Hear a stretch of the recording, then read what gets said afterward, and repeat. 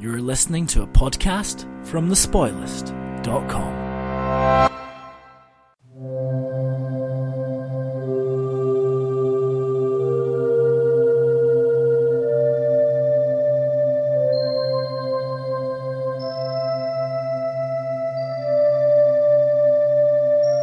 Cyberspace, the new frontier. These are the voyages of the podcast First Contact. Its mission? To explore every episode of Star Trek The Next Generation. To seek out new viewers and have new conversations. To boldly view what many have viewed before.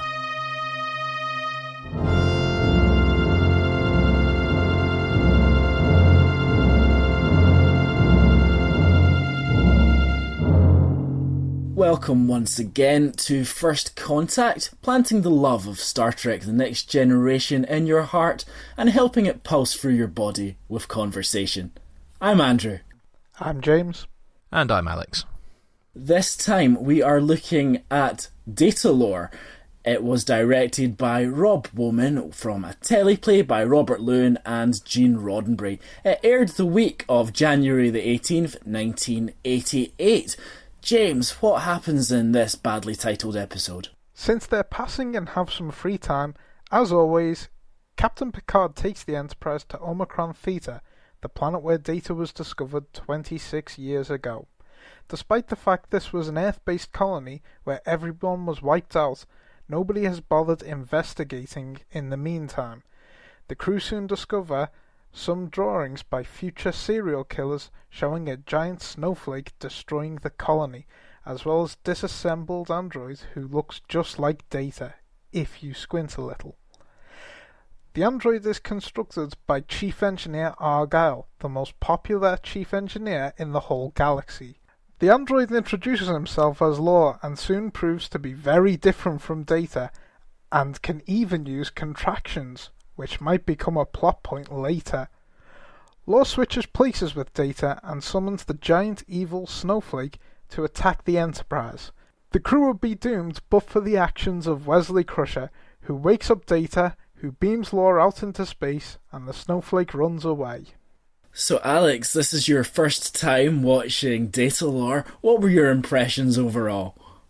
Well, I've heard people talk about Datalore before and hold it up as, that's one of the better episodes of the first series. Is that correct? I wouldn't say so, really. It's not held in high regard, but it's seen as more of just an important episode in terms of future storylines. Okay, well that's good, because I continuously watched it going, Really? Wow. I think I was a little more unforgiving on it. When I first saw it, I thought, oh good, we're on solid territory now. I know Lore, the character. This seems like it should be a pretty solid episode. But watching it like we're watching it and being extraordinarily nitpicky and taking things apart, there's so much of this episode that doesn't really hold up in any way. Starting with Omicron Theta, which is the planet where Data was discovered 26 years ago. 411 colonists have been wiped out. It seems to be a Federation colony. There's lots of important scientists here, and children. Nobody's bothered to visit in this quarter of a century since Data was discovered. Quite an interesting discovery. Not maybe think you might look under some rocks there, see what happens. No, it's fine. We'll just leave that. Doesn't really matter. We've got starships. They're busy doing other things. They're charting star systems. That sort of irked me somewhat. And also, this is the first time we're really, I suppose, playing into Data's backstory. If they've just discovered him in these sort of mysterious circumstances, is it really a good idea to have him on the flagship of the Starfleet? It's almost asking for trouble, really, isn't it? It would seem to be the case. They've got this mysterious entity. It gets brought on board a starship. They don't know anything about it. Eventually, it works its way through Starfleet. getting to the flagship. Who knows, it could be like a really long-term time bomb, but they seem to be extraordinarily naive in Star Trek Next Generation, as well as quite stupid. Incredibly stupid, yes. I mean, I never realised that the backstory was quite that stupid. But never mind.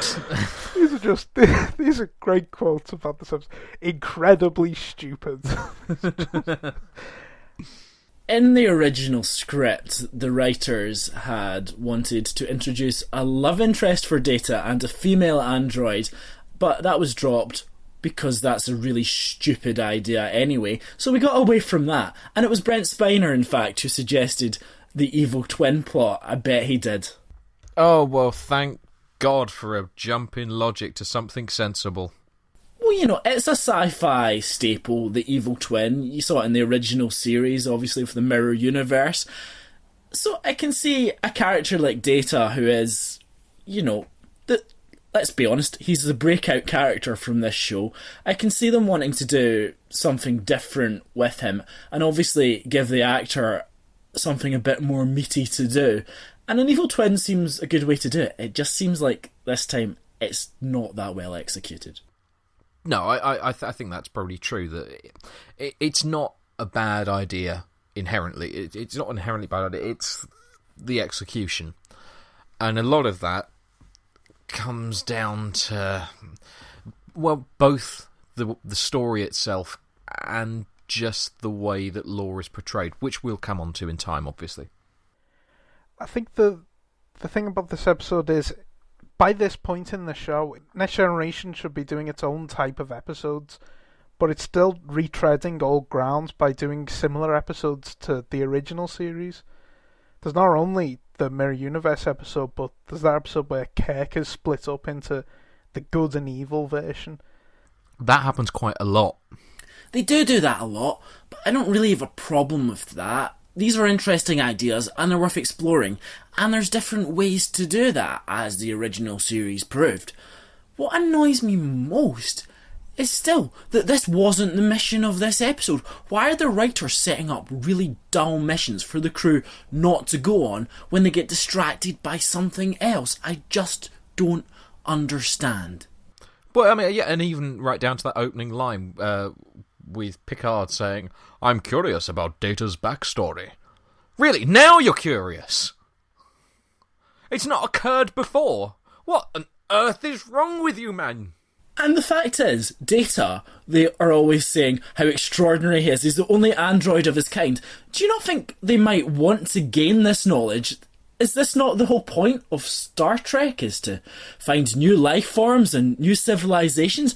And they found one, but they're not that curious about it, really. They've got other stuff to do. Of course, we say that they've not been to the planet before, but they've been to a lot that look remarkably similar. Yes, it's strange, this barren planet, isn't it? How very convenient. Similar skyscape, similar rocks arranged in a slightly different fashion, I'll grant you. But it seems to me, if this planet is incapable of supporting life, then all the planets they've visited should surely also be incapable of supporting life. Yes.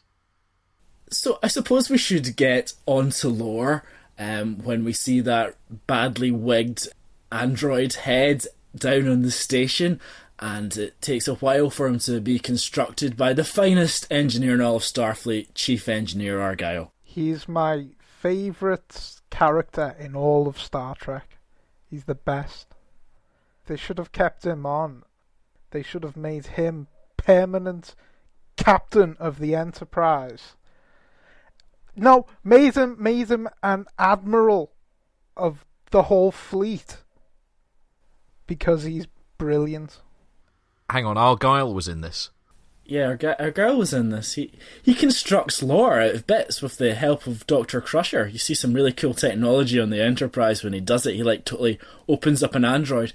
It does seem to me though, and I'm no android expert, it does seem to be pretty much plug and play. You've got torso, arms and legs, and they does look like they should just slot in. Maybe make a bit of a clicking noise to make sure that they're in. Yes, it's not the most advanced of technologies, or in appearance anyway. There is one thing that we just passed by that we should dwell on for a second, which is the Crazy, crazy drawings. Yes. One for the fridge there. Oh, look, what has little Jimmy drawn? It's a scene of people being murdered by a crystal. Well, he'll go far. No, originally the planet wasn't the way it was. The crystalline entity destroyed the planet, didn't it? Yes, that was the impression I got. But then again, it said it was a colony of 411 people. One assumes without massive resources, given it's such a remote colony that none of Starfleet ever visit it. So, how did they then build a massive base into the rocks? Yet none of it makes sense. Nothing on this planet makes any sense whatsoever. Which isn't really a great note to start the episode off on, let's be honest. The crystalline entity, or giant snowflake, seemed to have destroyed the outpost. At what point did they witness this? I guess they built the giant underground lair. Was the giant underground lair where they lived all along? How did they construct it, if they did construct it? Where did they live before? What did the children witness exactly? And why are people keeping these drawings of these deeply disturbed children anyway? There's just so many questions that you have to ask about that. And why has no one recognised the talent of the child on the top right? I mean, he's gone for a cartoony type feature with a man with an alarmed face. It's better than the others. And now for our own artwork section. Let's have a look at some of your drawings that have been sent in. Mr. LaForge has sent us this picture. It's a perfect morning sunrise, and it's just entirely black. Quite disturbing one here from a young Wesley Crusher. It's titled The Games I Don't Know How to Play. Not quite sure what that's showing. I've got a letter here from a William Riker. Cheers, Will. It just appears to be a picture of himself. This has been sent in by Beverly Crusher. It shows a setting star just in front of a structure crossing water. It's called My Son on the Bridge. And we've had this lovely piece of artwork from Captain Picard, and it features him sat in front of Big Ben, sipping at some tea and wearing a bowler hat, and it's simply entitled France. And we've had another one from Tasha Yar, and it's a picture of a very distressed cat, and it's titled Rape Gangs. We've had a lovely picture in from Argyle. Well, I say picture, but it's just a stream of letters. I think he's misunderstood what we're looking for here. This one's come in from Lieutenant Worf. It's a calendar showing all the months from January through to December, and it's titled A Good Day to Die. And a lovely sculpture in from the crystalline structure. Must be an abstract work, of course, because it makes no sense. And remember, we can't return any of your artwork to you. What just happened? Where were we? Yeah, Lore, he was getting built by Chief Engineer Argyle, right? With Dr. Crusher there, why was she there exactly? Well, I guess that she's in charge of the well-being of all the crew, and Data is part of the crew, so she has to familiarise herself with him and all the other diverse aliens on board and the different forehead and nose ridges that they might have. That still doesn't make sense. Look, she doesn't have an awful lot to do most of the time. She has to get out of sickbay rather than just saying, Captain, will you get Wesley on the bridge? And yet, of all these people in the room, not one of them says, is this a good idea? I don't know. I mean, no one knows where we found it. You don't know where it's been. Not one. And interesting that Data, and maybe by this time we can say the good android, was left out to be discovered. Yet this one was taken apart and put away in a drawer somewhere. Behind a hidden wall in a cave. And incidentally, from the moment that Lore wakes up, there really isn't any question in the audience's mind that, oh, well, he's the evil one then. There's no uncertainty about it whatsoever. So why does it not register with any of the crew that it's so blatantly obvious? He even has a sinister grin! At times it does seem like they are going down this route on purpose. I mean, not trying to make a bad episode, but Certainly Brent Spiner is... I think what he wanted to do with Lore is what came out. You know, he wanted it to be obvious. Yeah, he's definitely hamming it up to the nth degree. It's as if basically he feels so restrained by his performance as Data that he just wants to be able to go to the other extreme. I don't know if it's quite the best choice, particularly early on. You would think this super smart android would have the nous not to have a kind of evil twitch and... Sorry, I just read on Memory Alpha, while his face twitches, he says he enjoys pleasing humans. That sounds like a personal ad. The way it needed to be done, let's be honest about it, was that it needed to be an exact duplicate of the way that Data is portrayed. Because otherwise, there is no drama in the fact... I mean, you know instantly that it's the evil twin. And that, granted, that's a problem of the script as well. But then, all you end up with is an episode where you become slightly frustrated with the crew for not spotting it, or when they do possibly spot it. I mean, you've got Picard. You won't be planning any kind of takeovers, will you? No. I mean, for the love of God, it's just round and round in circles constantly. To the extent that you're thinking, yes, we get this now. Can we move on, please? The whole thing is, they have discovered this life form they know nothing about. Straight on the bridge, have access to the computer, look up whatever you like, I'm sure it's fine. It's almost as if the writers do want the audience to hate the crew and just think that they're incredibly stupid. It doesn't fill anyone with confidence. There's no way that would happen unless they are idiots. You remember that scene in the third Naked Gun film with Drebin? I'm going to hand him the envelope. And does so, and then there's a collective as all the audience slap their foreheads and everyone who's watching all the monitors. I imagine that's what it's like as everyone watches this episode progress. Oh, we'll just let him on the bridge. Oh, we'll just let him go off on his own. Oh, we'll just go and let Data go off and... Oh, he's incapacitated him and taken his clothes. Oh, what a fool.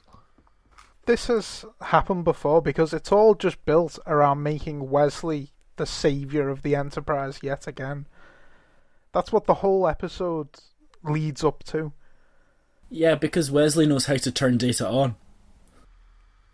I thought that was Tasha Yar. What do we think of Data's off switch in his back there? You give him a bit of a jerk and he wakes up. On a purely practical level, yes, I can sort of see it. In a story level, it seems remarkably silly. Do you know what seems more silly? Is that the fact that Data has an off switch. Yeah, the way Lore incapacitates him is with some poisoned champagne. Now, does anyone else think that's not really how you incapacitate an android? Yeah, that did occur. It also occurred that having his on-off switch in his back meant that whenever anyone was trying to operate it, it looked like they were trying to operate an oversized ventriloquist dummy. I suppose the other major plot point in this is the crystalline entity, which is actually good to see a different kind of alien life form in Star Trek.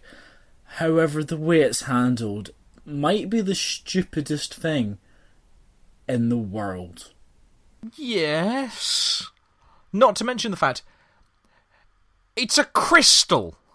Does anybody know why is Lore in league with the crystal? Because the crystal's evil and Lore is evil. Alright, because you've got an evil crystal that eats people? What's the motivation of the crystal? Well, never underestimate the overwhelming evil power of crystals. I mean, that's what did for Richard O'Brien. And look at Ed Tudor Pole. Where's he now? Where is he now, indeed? He's playing the Bridge House. That's where he is now. Get tickets now. They should bring back the Crystal Maze. One of my favourite things is that Lore says, as Data, I can talk to the crystal captain. He'll understand me. Then proceeds to just talk in English to the crystal. It's a crystal, it's not sentient, you moron. Oh, I'm going to send it some mathematical codes. It really likes repeating patterns. No, I'm just going to shout at it until it understands what I say. Data, you've never shown any ability to speak to crystals before. So go right ahead and talk to this one. I can do anything that the script requires me to do.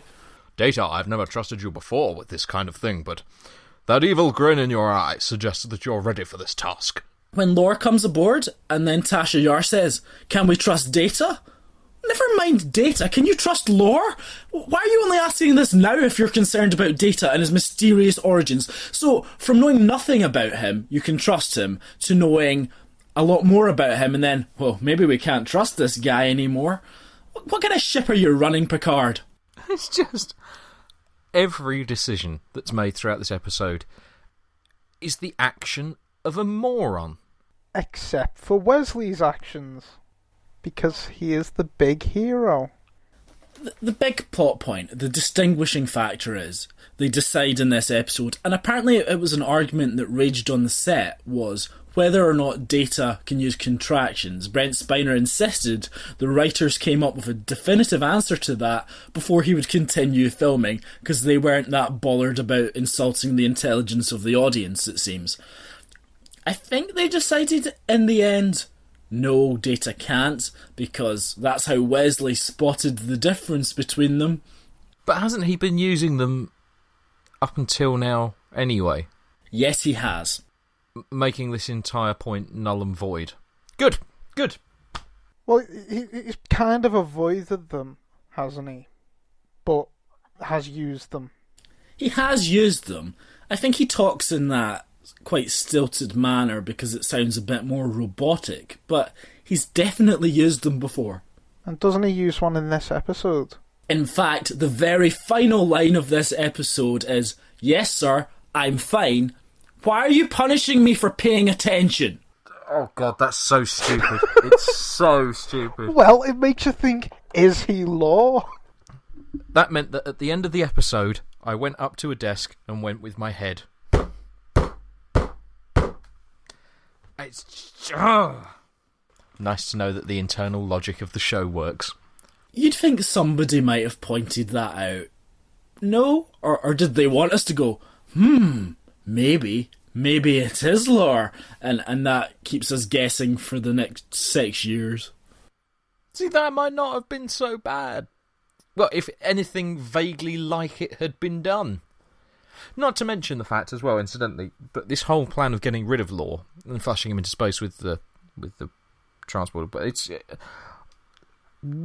they shouted the plan out loud.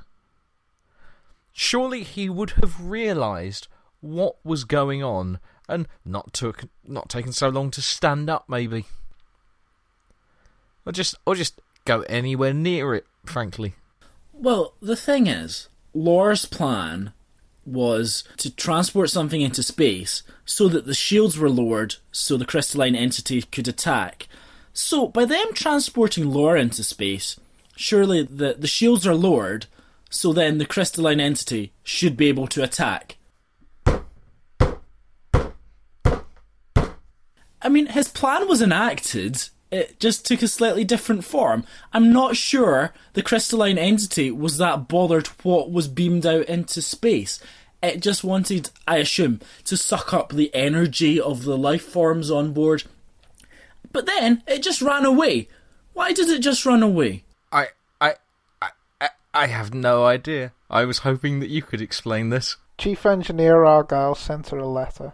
I think we've dealt with that wonderful plot, but what else happens in this episode? Let's gather it all together in Quickfire! Quickfire.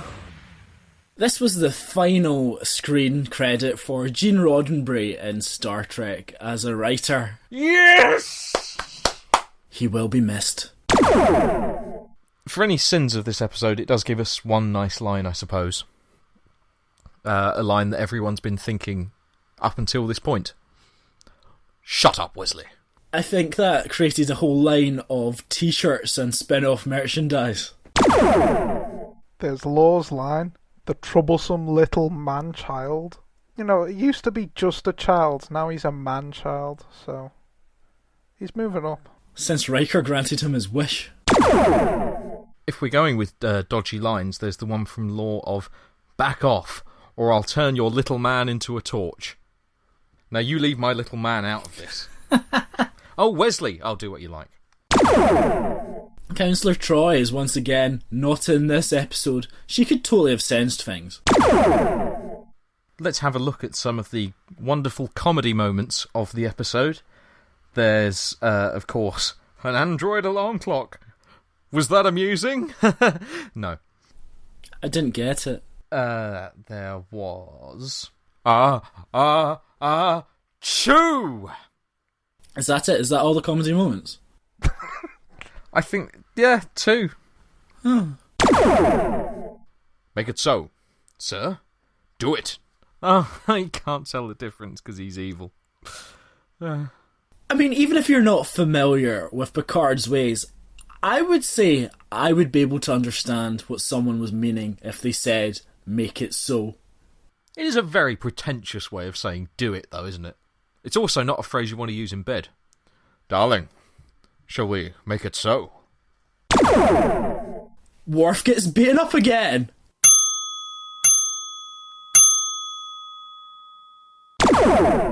Well, they transport Law while he's firing the phaser, and they transport the phaser firing.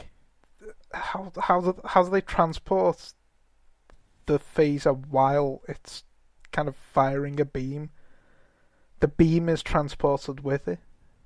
No, nothing makes sense. It's all nonsense. This is the final appearance by Biff Yeager as Chief Engineer Argyle in our constantly rotating Chief Engineers. Now, Will Wheaton recalls that there were some moves to make him a full-time character, to bring on a full-time Chief Engineer, and in fact letters were received from fans which said that they really loved the character and wanted him to become a regular. However, they mentioned episodes which hadn't yet aired, which made it seem as if it was Biff Yeager, or indeed his representatives, that were sending these letters, and so he got fired. Well, thank you once again for listening, and thank you for all your lovely reviews that you've been leaving on iTunes. If any more of you would like to do that, then we certainly wouldn't discourage you. You can find us on thespoilers.com and just click on the podcast button. We'll be back again very soon. Next time we will be talking about the episode voted women's favourite episode of all time, 4 years running, Angel 1. Until then, goodbye. Goodbye. Goodbye.